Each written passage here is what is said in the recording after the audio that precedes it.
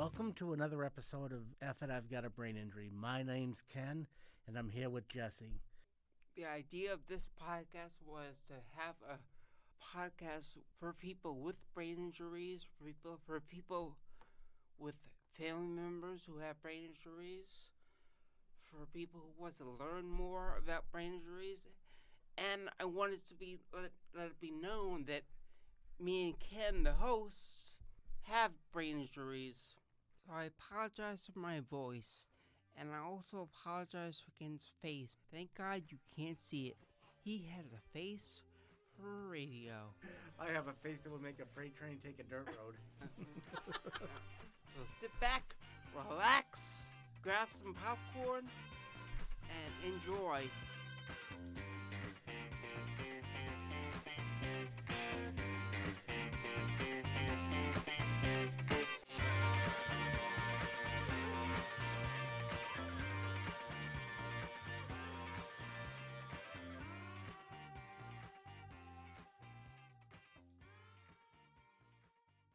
Hello and welcome to F It, I Have a Brain Injury. I'm Jesse and this is Ken, and we are here with the amazing Julie Hart, the director of the Neuroservices program at the College of St. Rose. Hello, Julie. How are you doing today? Hi, Jesse. Hi, Ken. What an introduction. That felt like very regal. Thank you. I appreciate that. Appreciate that. How are you guys doing? I'm very proud of what you're doing here. It's impressive. Thank you. Taking a little getting used to, but we're getting the hang of it. So could you talk about what you do here at the college? So my role, I have a couple of different roles. So I teach, but I also run the Neuroservices program here at the college. And what that is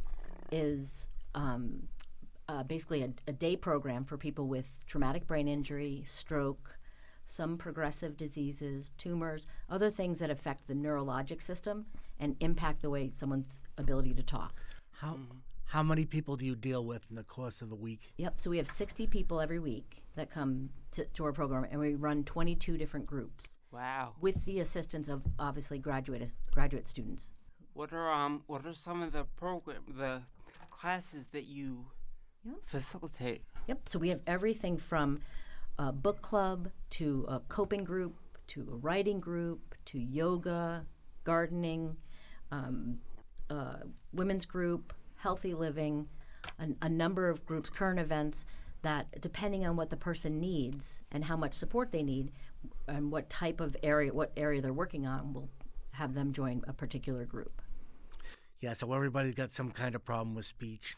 Yep, speech or language or understanding or how clear it is or finding the right word. What can be a problem for me? Me as well. Finding the right words. And I hate how I sound on the phone.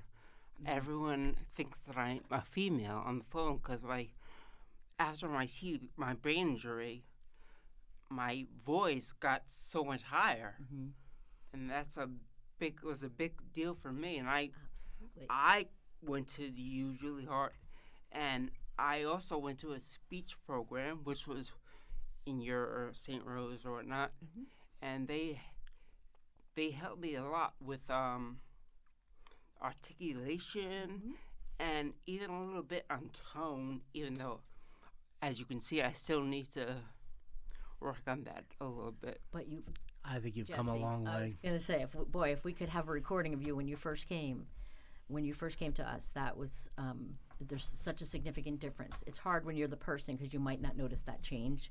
I know I don't. When I do, I don't say it. Yeah. I just, the way I track it is that if they call me a ma'am on the phone, then I still have some work to do. That's fantastic. I just roll with it. It doesn't matter. Right. Yeah, everyone presents with something different, and that's what makes the program so unique. So we really meet everybody's need based on where you are at this point. So if you need particular supports, we're going to try to embed that in whatever group you decide you want to be part of. And how long have you been running this program for? So this has been running for 14 years. Well, no, I take that back. 15 years. Yeah, 15 years. Since 2009. and you haven't gotten rid of me yet. So We haven't gotten rid of Ken. We welcome both of them with open arms. Yeah, this podcast project is interesting because it really came out of watching you two interact in a group, right, and you would just have everybody like just tuning into the Ken and Jesse show and never thinking podcast down the road, but that was the actual birth of it because of the natural relationship that you two Right. developed, which we find with a lot of people that come to the program. Lots of natural friendships and relationships because it's someone who can kind of relate to what you're going through.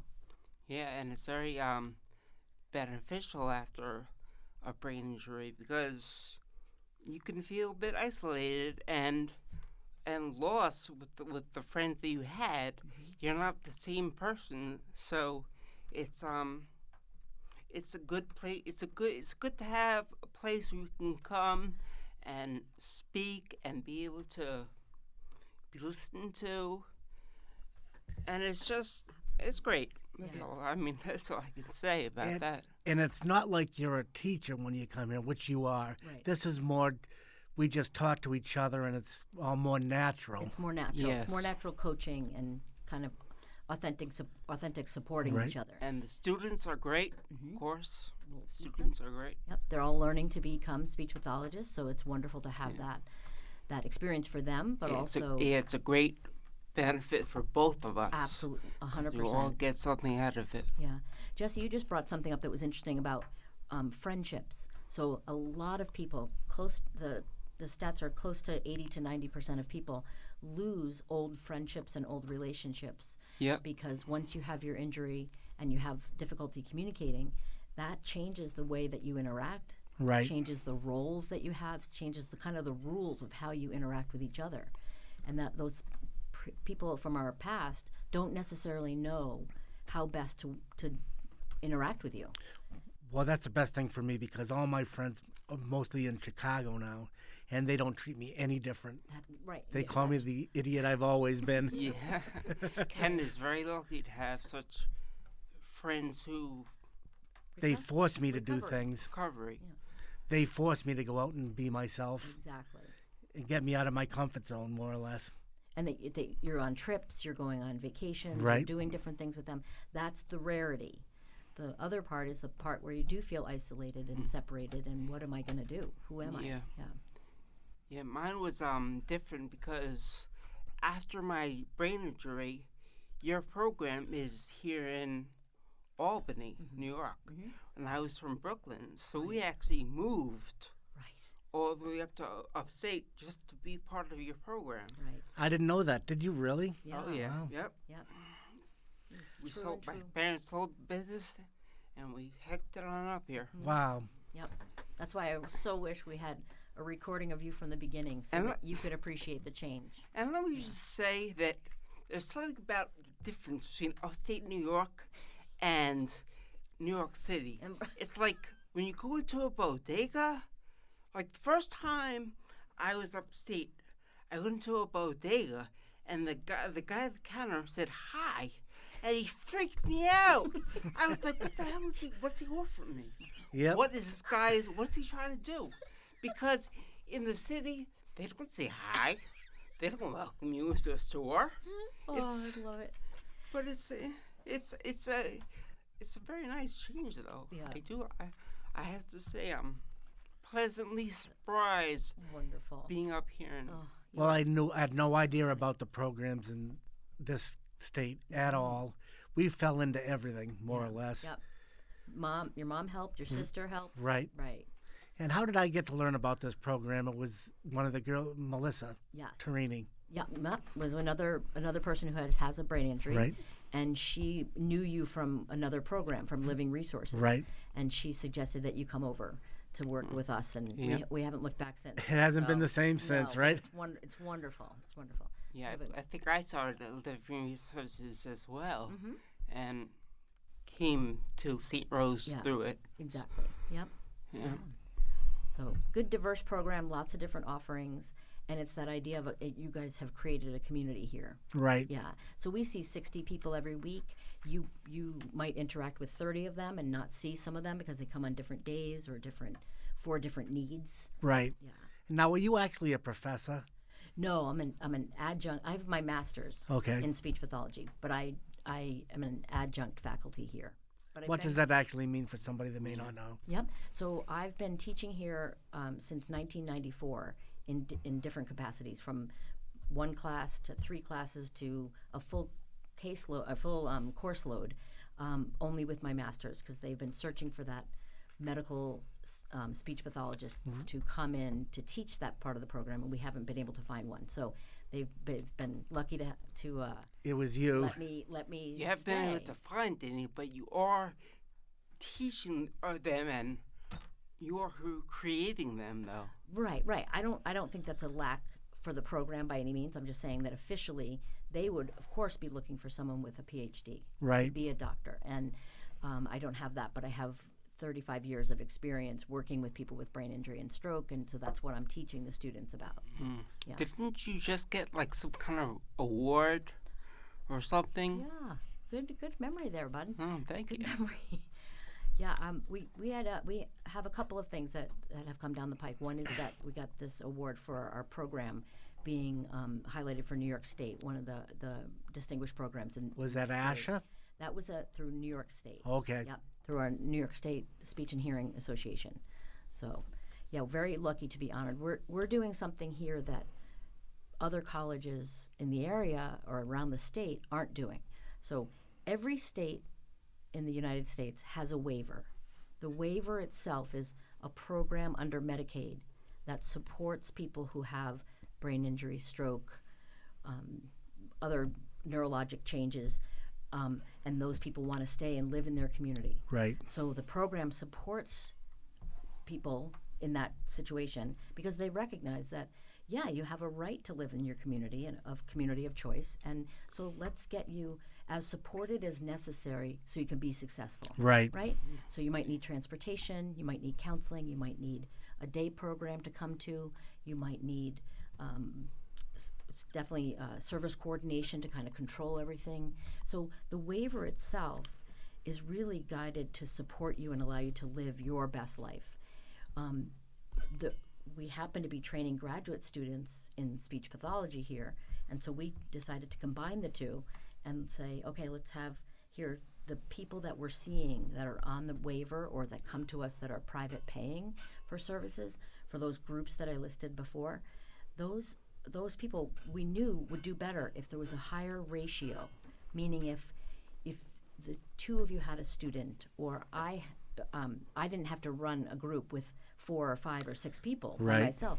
You having your own student allows you to then focus on your goals and the meaningful things that you want to be working on in your life. Right. Yep. And it's very beneficial to have such one-on-one learning, and Absolutely. it makes it a lot better. Yeah.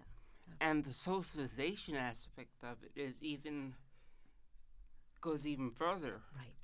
because that's a big part of it too. Because a lot of people, when they have a brain injury, their socialization in their circle gets a lot smaller. Absolutely. So in that sense, do you feel like hanging out with other people who have had injury, but also the students? You get that socialization factor with them. Yeah. Yeah. I mean, I still have to deal with Ken, but you know. But yes. So, Julie, let me ask you a question. Like, in your groups that you do, like, what kind of therapy is done in the speech, in, like, say, the speech group? Right. How is it? What kind of stuff do you work on? So the beauty of St. Rose is that we really follow what's called a project approach toward intervention, meaning, yes, we want to work on your language, Right. Because you have aphasia, but we're going to do that in the context of something that's really meaningful for you. This podcast, open mind group, a book club. The book club was the best for me. Pep That got talks. me out of my shell. Exactly, right? It opened those up. So we weren't directly working on your language in terms of like worksheets back and forth. Right. The therapy is really guided around what that task is and what you want to do with your life. And so getting you involved in the book club and all of these other aspects, and especially this, is about, we still address the underlying language. Right. It's not like you ignore that there's a problem. You can get strategies and really focus your work on improving some aspect of your language, but it's always in the context of a functional project. And that's why we know that, one, you get better at it, and two, the language comes along. And with speech, we do the same thing. It's supporting you to be able to be understood by a variety of people, people that are trained speech pathologists, but also people that have never heard anyone with a brain injury speak, Right. or that they know of. So really addressing you're over articulating when you were announcing and when you're talking here. It's amazing. It's necessary to be understood, but that wouldn't happen if we were just doing some drill work one-to-one. You would try it, but it's not meaningful feedback. I'd be like, okay, good, try it again. What does that actually mean? Here we have people in the window waving to us if something happens or if you're not understood, right? Yeah, so that project approach toward making sure that people are working in a context that's meaningful for them. Right. We don't want you doing drills. I don't want you doing stuff that helps you practice something that you don't need to do, right? That's the hardest part about it, I think, for you. Yeah, definitely. I wouldn't even be reading books if it wasn't for this college here. Right. I wouldn't be. Right. Using the Kindle and everything that's offered to me now has made a big difference in my life. I can see you enjoy it a lot, Right. too. That's wonderful. I like the camaraderie of it more or less. Yeah, that's good. Yeah, there's a great connection with the book group, right? Yep. Everybody is so invested in each other. And so that family that's created there allows you to still work on your goals, but in a great context. It's open. It's not you telling us what to do. By We no- kind of run it. And that's the whole idea of a project approach. It's very person-centered. Right. I have no right at all telling you what to do or you what to do. I wouldn't do that. My ideas might not be something that you really want to work on. I would never set a goal for you. That's a very traditional way of doing speech therapy, that the therapist sets the goal for the person, and yet we actually set our own goals Right. in our groups, exactly. which is how it should be, right? We as human beings want to live Our own lives. and, Right. and it might look different, and so I might have a goal for you to improve something, and you're like, well, that doesn't bother me. I'm going to work on this, right? It has to be a goal that's deemed important by you. Oh, And yeah, so of course, written by you. because, Yeah. I mean, with my brain injury, I forget a lot of things, but things that are really, really important to me, is maybe like my neurofeedback that I'm doing right now. Yes. I do it consistently. I do it every day.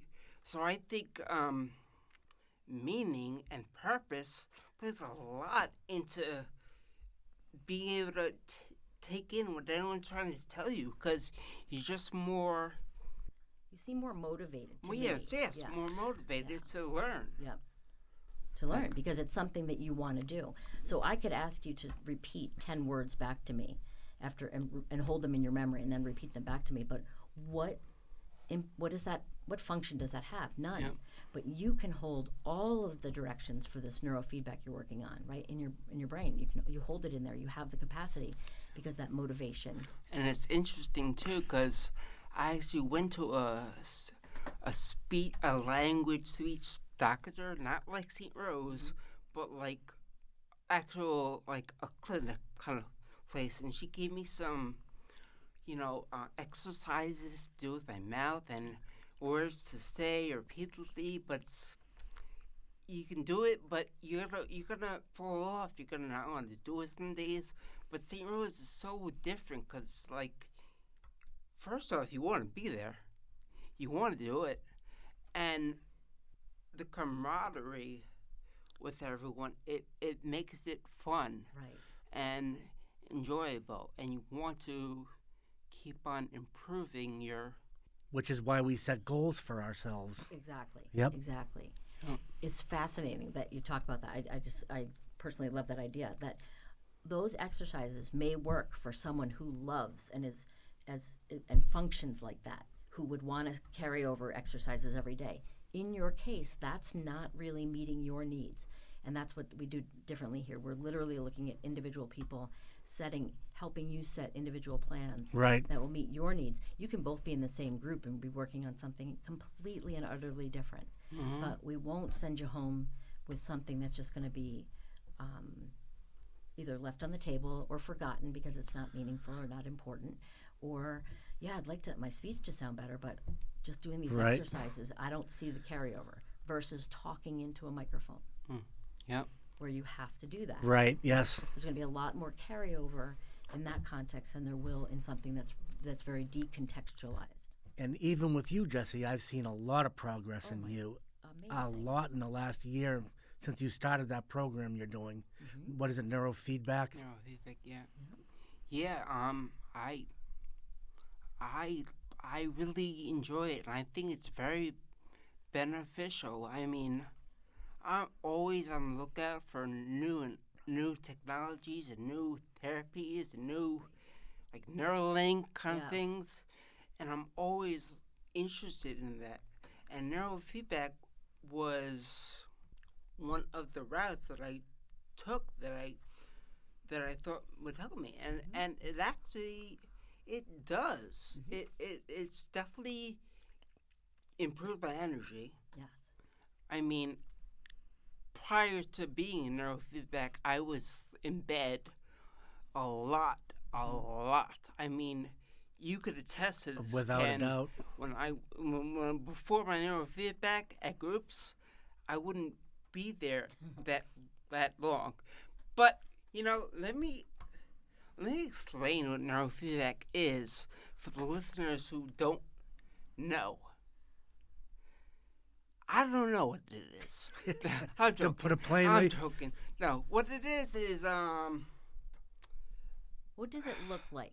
what it looks like. When you walk into that office, what do? You take they put nods on your head in specific areas of the brain that you need improvement on. So little And- electrodes are put on. Yep. And you either watch something, or what I'm doing right now is that I'm doing it with eyes closed. What difference does that make? I have no idea, Ken, But you're learning about but it. Right. I'm learning, But that's a great question that maybe and you it's can go back benefiting me. So next week and ask. So when you do something, when you're watching something, what do they expect to happen to your brain? well, I believe what that happens is like there's a beep when it's going good. When you're doing good, there's a beep, and the theory behind it is your brain wants that recognition, that wants that positive recognition, and wants to keep getting it. So What are you doing? I'm either watching TV or having my eyes closed and listening to a podcast. You're not really doing much. It's pretty much just regulating your brain and correcting as it regulates. And Do they make you watch? Do you watch movies and things like that? I used to, yeah. And what do you learn from that? I guess is what I don't understand. I don't necessarily learn anything from the movie, but I guess while I'm watching it, there would be beeps. And when there are beeps, that means that my brain is Attending, focusing Right. on those at any part of the movie or any part of whatever he's paying attention to. Yeah. But how do they know if you're not paying attention? Huh? Well, if you're not paying attention, does it know? Yeah, I think, because doesn't beep as much. Right. Okay. So you know it's going well when it beeps. That's what. Yeah. Yep. Okay. That's the ticket. Yeah. So this is interesting because one thing that can come from now this podcast with Jesse trying to explain neurofeedback, what he first said was, I have no idea. Right. So we could find out more about it together and then work on a script that you could kind of think about, like, what does it do for me? What specifically is it doing to my brain? Right? Because that might help listeners further down the road if we did something on neurofeedback. That's a very good idea. Yeah. So we'll work together then to help you understand it better, to help us understand it better, and then we combine. Okay, hear that, listeners? Down the line, we're going to have a neurofeedback episode Coming to you soon. coming to you soon. Yeah. Well, for me, using the Kindle has been my biggest support. Mm. Right. Because I have to read, because I can read, but I don't remember. I can't retain the knowledge. Yes.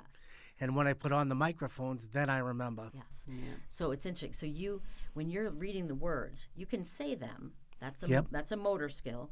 But when that language goes in, you don't have good visual memory to create a picture. Right. So you put you all of a sudden listen to the story and read it at the same Same time, then I remember. That's called immersion reading, and we think about immersing yourself in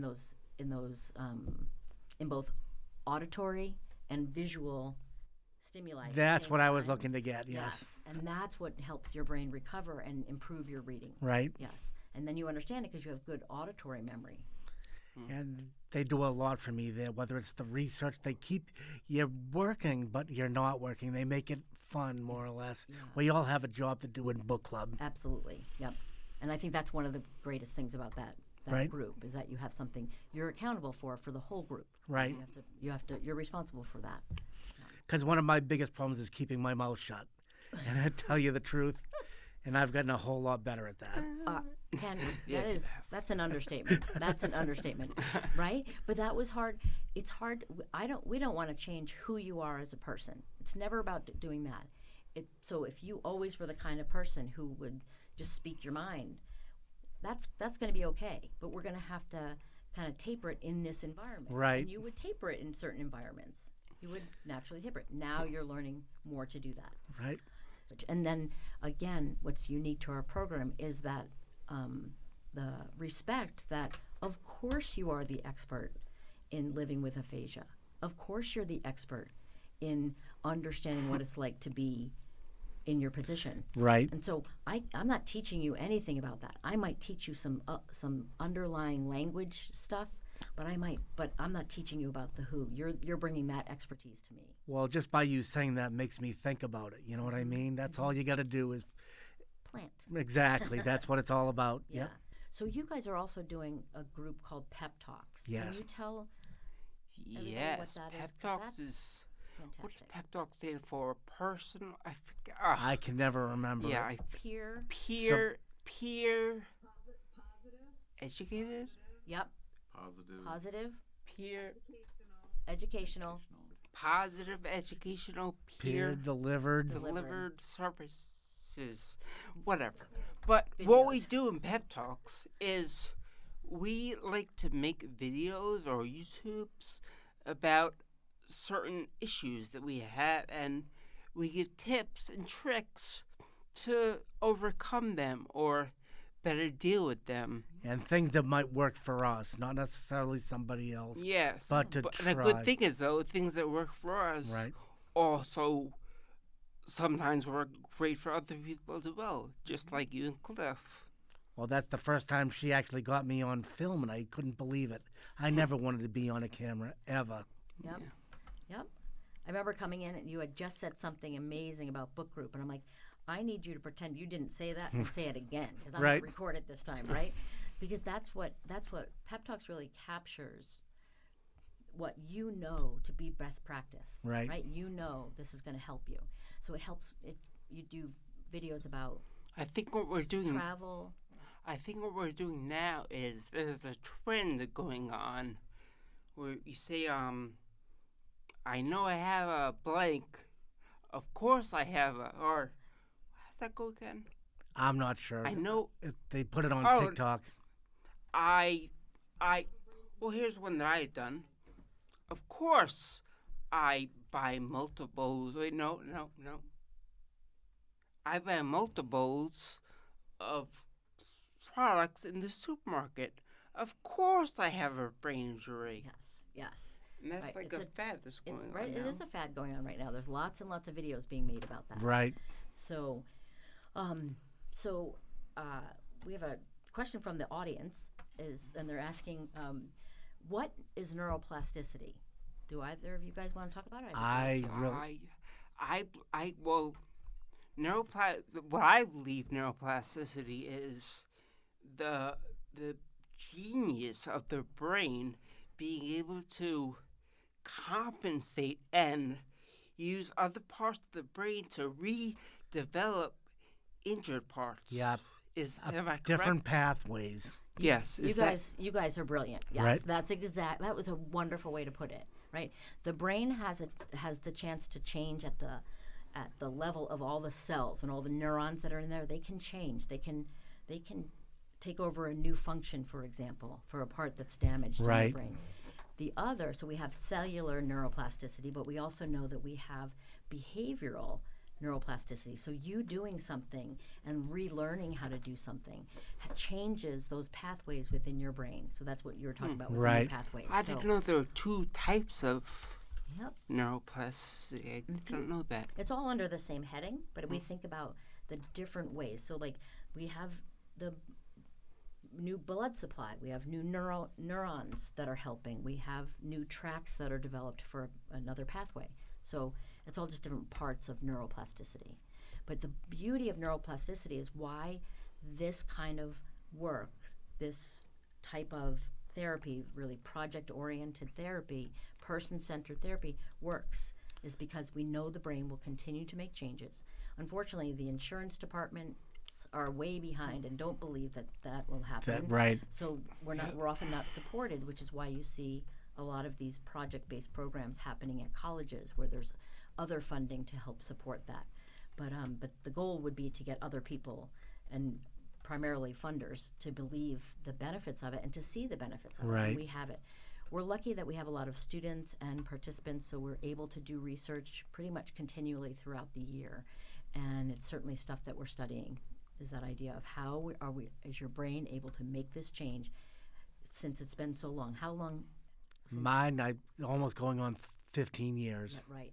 And yet today you make a change that you couldn't have done 10 days ago. And not just that, I listen to people now when before I wouldn't listen to anybody. Right. It was your way or the highway. Right, exactly. Yep. Anger issues, more or less, with me. Right. It took a while to get out of it. I called it what would you say, the hangover lasted about 2 years, Yeah. more or less, to put it plainly. No, but from the initial, like, what the hell is happening to The me? brain fog is what it Yeah. was, Yep. Yeah. And it took a period of time. right? Yep. Did it take you time to adjust to kind of this new identity of who you were, who Ken is? Tell you the truth, no, I always knew I'm still the same person. Good. That had never left, it really didn't. Okay. Good. And that's because of the friends and family that I have around me. That's an excellent point. Yeah. You didn't notice as much change as Right. other people. Julie, thanks for coming in. Hopefully we'll have you again, maybe. Ken, I would be honored to be part of this. It's absolutely, truly, like, just so rewarding for me to see you both in this context. It's amazing. Us too, Julie. Yep. We loved having you. You're a great guest. And maybe we'll do it again. Wonderful. All right. Thank you for listening to F It, I Have a Brain Injury. I'm Jesse, and this is Ken. And I hope you all get something out of this podcast. We would love to hear your stories too. See you next time. See you next time.